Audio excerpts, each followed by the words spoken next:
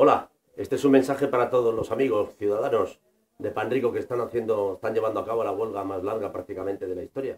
Hola, som Charango i volem donar tot el nostre suport als treballadors de Panrico. Jo sempre he menjat dònuts, però per menjar dònuts necessito que em paguin els diners per la meva feina per poder-los comprar. Vull enviar una abraçada a la gent de Panrico que està lluitant pel seu lloc de treball. Hola, som els Catarres. Y volem dir que és molt important que tots i totes estiguem amb la lluita de Panrico. Y nada, a ver si podemos dar un poco de fuerza porque esta lucha no es vuestra lucha. En el fondo estáis luchando por los derechos de todos.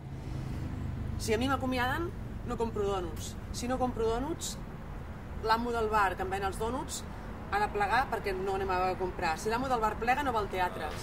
Els desitjo tota la sort en aquesta lluita. Espero que se'n surtin. Si l'amo del bar no va al teatre, l'amo del teatre ha de plegar perquè els actors es queden sense feina. Si els actors es queden sense feina, no compren el diari on jo escric. Si no compren el diari, la senyora que neteja el diari se'n va a l'atur. Tot és una roda. Si la gent de Panrico se'n va al carrer, un dia et toca a tu, un dia et toca a tu, un dia et toca a tu i un dia em toca a mi. Crec que una seva victòria seria també la victòria de la voluntat de seguir sent un país fidel a la seva tradició industrial i fidel a la seva tradició de respecte als drets laborals. Perquè si deixem que les patronals actuïn de forma impuna, és una cosa que ens afectarà a tots en un futur. No pot ser. No sé de quina manera es pot arreglar, però tots necessitem treballar. I si no és així, jo no compraré dònuts.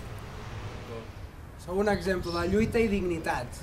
Contra la dictadura dels mercats i del capital, ¡caravana que no para!